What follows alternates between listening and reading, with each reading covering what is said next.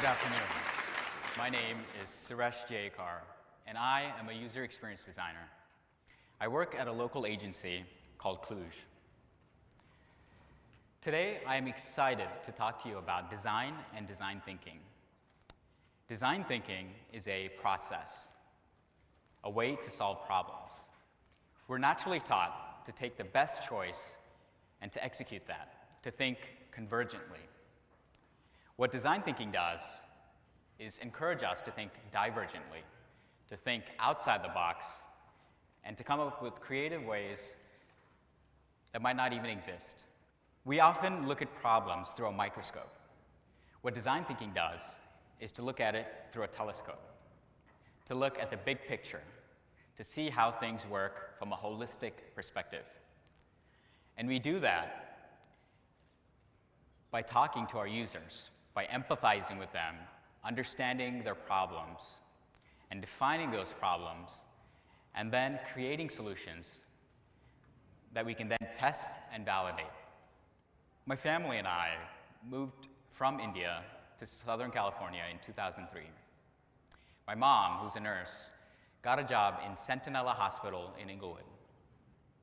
During those first few weeks, we stayed at a hotel near the hospital. Initially, we didn't have a car, and everywhere we went, we had to walk or take the bus. I remember taking walks with my dad in the neighborhood, and you know what? There was one thing that really stood out to us. There weren't many grocery stores nearby. Here we are in beautiful California, Southern California, where a lot of people live, and we had trouble finding bananas, apples, and tomatoes. Currently, I live in a city called Torrance. It's about 20 minutes away, and it's unbelievable, but where I live, there are 2 grocery stores right down the street. In a 2-mile radius, we have 9 grocery stores. That is not the case in South LA. In South LA, many parts of it are described as food deserts. The federal government defines a food desert as a neighborhood where fresh fruits and vegetables are not easily accessible to people to buy. And it's simply because of a lack of grocery stores and farmers markets. For some of the people that live in South LA, it's a real struggle to find fresh produce. And here are some of the reasons. 1, there are a ton of liquor stores and fast food joints on every corner. But grocery stores, on the other hand, are few and far between. Number 2, without a reliable means of transport, getting to a grocery store is often an issue. And number 3, currently some of the popular grocery delivery services aren't available in parts of South LA. Even if people were willing to pay that premium, it's simply not available for people to use. About 6 weeks ago, I participated in a hackathon. You might be wondering, what the heck is a hackathon? A hackathon is a design or technology challenge where people come together to solve real problems in their communities. When we were presented with some of the problems that South LA has, food access really stuck out to us. Even though I'd only experienced that for a few weeks, it really stuck with me, and it's something that I've never forgotten. The Community Health Council, which is a nonprofit organization based in LA, they released a report a few years ago talking about food deserts in South LA. They also reported that South LA has one of the highest rates of diet-related health issues. And that is a problem my team and I wanted to solve.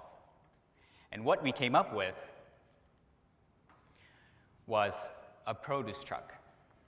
The produce truck is like a food truck, but instead of selling tacos or sandwiches, it would sell fresh fruits and vegetables. During the day, they would go pick up produce and post on their website and social media the locations they would be that day. By working with a few central locations in every few blocks And by operating in the evening when people come home from work, they'd be able to cover a lot of ground and a lot of people. A few weeks after our competition, I was doing some research, and turns out someone already beat us to our idea. There are a group of people in Boston that are solving the same exact problem in their communities that are food deserts. They sell fresh fruits and produce across different neighborhoods, and this summer alone, they've sold about 4,000 pounds of produce. We know it's an idea that works because it has in Boston. And it shouldn't take living in these difficult neighborhoods to empathize with these problems that people are having.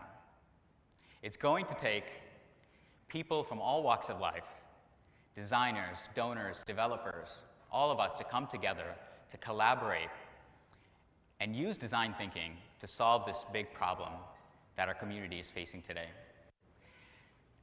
Design thinking is our answer, because sometimes traditional way of doing things just doesn't work. These are a few of the pictures of the produce truck in Boston. Thank you.